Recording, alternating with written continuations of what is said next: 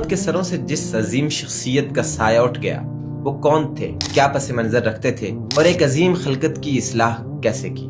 قطر میں بطور مزدور کام کرنے والا ایک جوان کیسے ایک عالم کے لیے ہدایت و اصلاح کا ذریعہ بنا؟ پہاڑ سے آگے ضلع ہنگو کے دور دراز علاقے میں موجود ایک بستی خیر اور بھلائی کی ترویج و اشاعت کا مرکز کیسے بنی؟ آئیے اس ویڈیو میں جانتے ہیں۔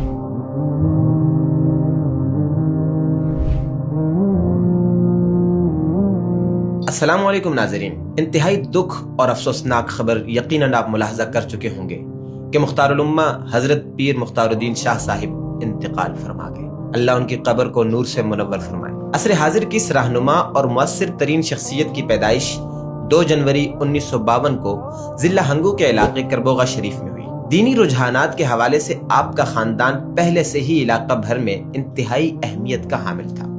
حضرت عمر شاہ صاحب المعروف صاحب مبارک جیسی معروف اور بزرگ ہستی کا تعلق بھی حضرت پیر صاحب کے خاندان سے ہی تھا۔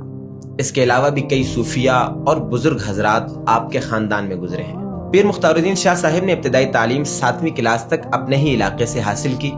بعد ازاں گھر کے حالات اچھے نہ ہونے کے سبب 1965 میں قطر کا سفر کیا۔ خود پیر صاحب کے بقول اس وقت میرے کپڑوں پر پیوند لگے ہوئے تھے اور والد صاحب نے 400 روپے دے کر مجھے رخصت کیا۔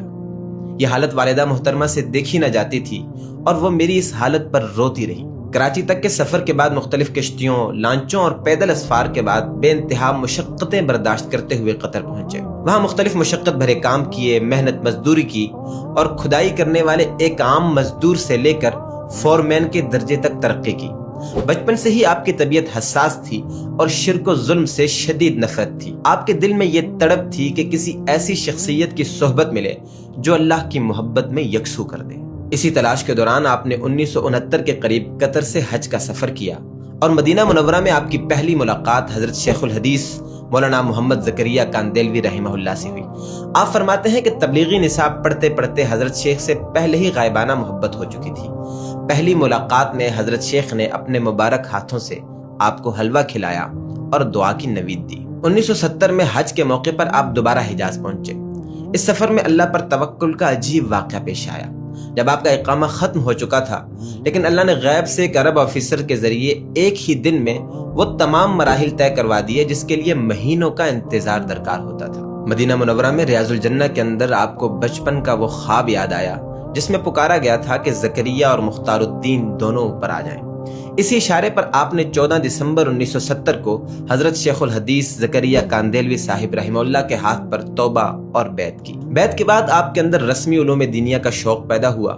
آپ نے ابتدائی کتب اپنے استاد اور سسر حضرت مولانا عبدالجلیل صاحب سے پڑھی۔ بعد ازاں قطر کی ملازمت چھوڑ کر پاکستان کے مدارس میں تعلیم مکمل کی اور دارالعلوم کراچی میں حضرت مفتی تقی عثمانی صاحب دامت برکاتہم کے زیر سایہ تخصص فی الفقہ کیا۔ 1975 کے قریب جب آپ ابھی طالب علم ہی تھے کہ حضرت شیخ الحدیث رحمہ اللہ نے آپ کی روحانی تڑپ اور پابندی معمولات کو دیکھتے ہوئے آپ کو خلافت و اجازت سے نوازا۔ اس وقت آپ پر اتنا رعب تھا کہ آپ رو پڑے اور کہا کہ میں اس کام کا اہل نہیں ہوں، جس پر حضرت شیخ نے مسکرا کر فرمایا اسی لیے تو یہ ہوا۔ ایک طویل عرصے تک آپ نے اس اجازت کو خود تک محدود رکھا اور یہ راز کسی کو نہیں بتلایا۔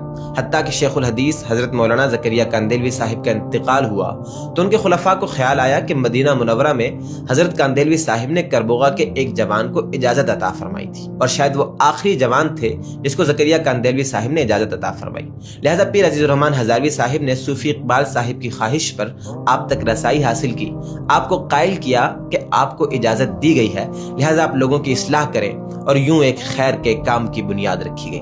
حضرت مفتی صاحب نے امت کی اصلاح کے لیے تحریک ایمان و تقوی کی بنیاد رکھی۔ اس تحریک کا مقصد انسانی اقدار سکھانا اور لوگوں کو ملت بیضا پر چلانا ہے۔ دیکھتے ہی دیکھتے یہ تحریک ملک بھر میں پھیلتی چلی گئی، لاکھوں لوگوں نے یہاں سے ہدایت پائی۔ آج خانقاہ دارالایمان کربوغا شریف رشد و ہدایت کا ایک مرکز بن چکی ہے، جہاں سال بھر ہزاروں تشنگان ہدایت کی آمد و رفت رہتی ہے، بھرپور رہنمائی ہوتی ہے۔ رمضان کے اعتکاف میں لوگوں کا ہجوم ہوتا ہے اور دلوں میں ہدایت کے چراغ روشن کیے جاتے ہیں۔ آپ نے بہت ساری کتب بھی تصنیف کی جن میں ایمانی صفات، عقیدہ اور عقیدت، دہریت سے اسلام تک اور بالخصوص البرہان فی تفسیر القرآن قابل ذکر ہیں۔ آپ کی لکھی ہوئی کتابیں آج بھی لاکھوں لوگوں کے لیے ہدایت کا ذریعہ ہے۔ آپ اپنے علاقے میں قضاء اور تصفیہ کے حوالے سے بھی خاصی شہرت رکھتے تھے اور قضاء کے معاملات میں آپ کو بہترین ملکہ حاصل تھا۔ اس کے علاوہ آپ اتحاد امت کے بہت بڑے داعی تھے، جس کے لیے بے شمار کوششیں بھی کیں اور آخری وقت تلک اس عظیم فکر کے لیے کوشاں رہے۔ ناظرین محترم، آج حضرت مفتی سید مختار الدین شاہ صاحب ہم میں نہیں رہے، لیکن ان کی تحریک، ان کی تصانیف اور ان کے تربیت یافتہ ہزاروں خلفاء اور شاگردان ان کے صدقہ جاریہ کے طور پر ہمارے پاس موجود ہیں۔ اللہ تعالیٰ ان کی قبر پر کروڑوں رحمتیں نازل فرمائے اور ان کے درجات بلند فرمائے۔ ہم سب کو ان کے نقش قدم پر چلنے کی توفیق عطا فرمائے۔ آمین ثم آمین۔